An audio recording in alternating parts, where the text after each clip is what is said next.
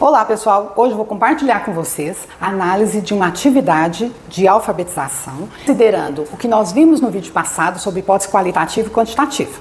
Aproveita, curte esse vídeo, dá um like, me segue no Instagram e no final não esquece de compartilhar com outras pessoas. Vamos pensar nós? Deixa os alunos um pouquinho de lado, vamos pensar nós.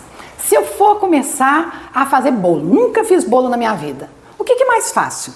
Eu começar por um bolo simples, um bolo com uma calda, um bolo confeitado ou um bolo de casamento? Qual que é mais fácil? Qual que é mais simples? Por qual que eu vou começar e que eu vou me sentir capaz de continuar me desafiando? Com certeza é pelo bolo simples. Se eu começar pelo bolo de casamento, eu posso ter todas as receitas, todo o modo de fazer correto. Mas eu já vou ter que lidar com todos os desafios de uma vez. Começo por um bolo simples, chances de eu ser bem-sucedida e não desistir no meio do caminho são muito maiores. Mesma coisa são os nossos alunos. Se eu começo por uma atividade, por palavras, por exercício, em que ele tenha menos conflitos e ele possa usar o saber que ele já tem, e eu vou acrescentando esses conflitos, ele vai se sentir muito mais capaz e não vai desistir. Eu vou mostrar para vocês uma atividade e nós vamos pensar juntos.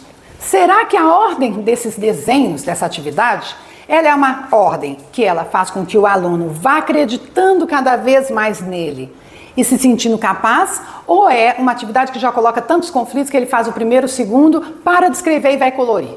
Então, olha só, essa atividade aqui, ó, é um modelo em que a gente tem vários desenhos com uma linha embaixo para a criança escrever. É um exercício de uma escrita espontânea. Nós vamos fazer uma análise somente pela hipótese quantitativa e vamos ver o que vai acontecer. Vamos pensar essas palavras que estão na ordem dos desenhos. Então ele vai tentar escrever a primeira palavra. Pato, 2 letras. Não, muito difícil. Ele vai e se vocês observarem, as crianças ficam assim. Pato, pato. Se a gente olhar para a mãozinha da criança, ela fica tentando ver. E tem criança que faz pato. Já ouviram isso? Ela está tentando adequar a hipótese do que ela pensa ao que a professora propôs, porque é muito difícil para ela. Mesa, 2. Nossa, é difícil. Jacaré. Jacaré, 3. Pela quantidade é fácil. Macaco, 3. Pela quantidade é fácil. Mala, 2. Difícil. Bicicleta, 4. É fácil. Blusa, difícil. Dinossauro, fácil. Borboleta, fácil. Boi. Olha o que acontece. Os monossílabos, a palavra boi é o que ele quer representar. Se ele falar devagar, boi. Olha a confusão que isso fica. O monossílabo é muito difícil para uma criança. E às vezes a criança fala boi. Ou então faz como uma aluna que eu tive, que na hora que ela viu aquele desenho, ela virou para mim e falou assim: professora, pode ser boi de carga? Sim, pode. Olha só como que ela adequou. Boi de carga virou 4. Aí é possível, né? Mas boi só é muito difícil. Gato, difícil. Cadeado, fácil. Então, o que a gente observa aqui? As 2 primeiras palavras, a criança já tem um conflito quantitativo muito grande. E às vezes isso a impede de ir para o próximo. E quando ela vai para o próximo, ela tem 3 mais 2, se ela usar vogais, já entra no qualitativo. E tem um outro aspecto aqui também desta atividade, que vocês viram que ela não tem um campo semântico. E eu vou apresentar um segundo modelo, já trabalhando o único campo semântico e considerando o que é fácil para a criança, para ela poder construir a sua escrita espontânea. Observe a próxima atividade em que eu reorganizo os desenhos, colocando no mesmo campo semântico, vamos fazer a mesma análise, falando as palavras devagar. Dinossauro, 4. Opa, é fácil. Golfinho, fácil. Borboleta, fácil. Macaco, fácil. Girafa, fácil. Jacaré, fácil. Agora essa linha aqui a gente vai pensar assim, são de sílabos. A criança, para ela, essas 3 palavras é difícil escrever. Gato, pato e boi. Eu já dei um exemplo do boi de carga, que pode facilitar escrever. Mas vocês já viram criança que ao invés dela escrever gato, ela escreve gatinho?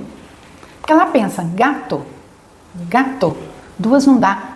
Aí ela adequa, gatinho. Gatinho dá 3. Então, se é 3, é uma palavra fácil. Pato. Pato. Ela fica ali se interrogando. Pato. Pato. Patinho. Ai, patinho, 3. Vira uma palavra fácil. Boi. Boi. Boi. Boi é muito difícil. Então, ou ela vai deixar em branco, ou às vezes ela vai fazer assim. Ah, é touro. Touro. Então é fácil. Então, vocês estão vendo que não necessariamente, quando se olha para o desenho, é o que a professora olhou, é o que é mais fácil. Mas o importante é o que o aluno está vendo naquele desenho, o que ele vai representar, qual é a nomeação que ele vai dar para aquele desenho. Olha só a diferença. Essa é a mesma atividade que a do modelo 1.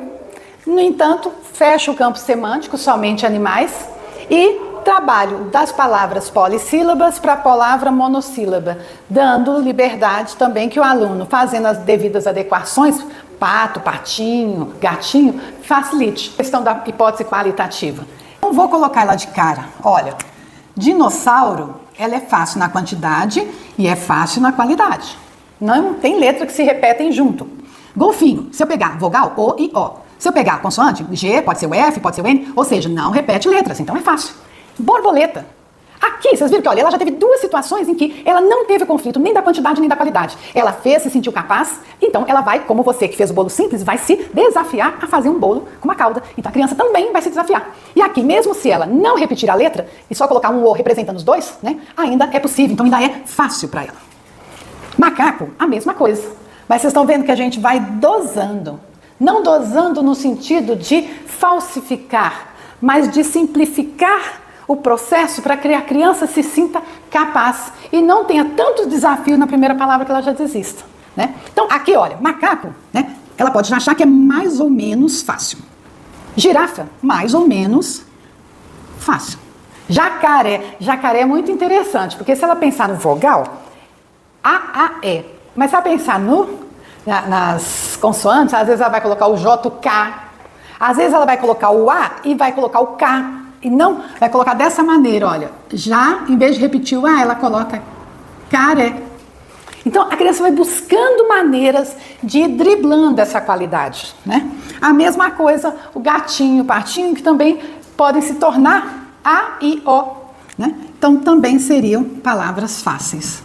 E o boi, que aí mais ainda. Então, como vocês podem observar, essa simples mudança é a mesma atividade, porém, eu considero as hipóteses qualitativas para eu reorganizá-las e proporcionar a essa criança partir de algo que ela se sinta capaz até chegar a algo que lhe traga mais desafios. O boi, gente, não é fácil não, o boi é difícil.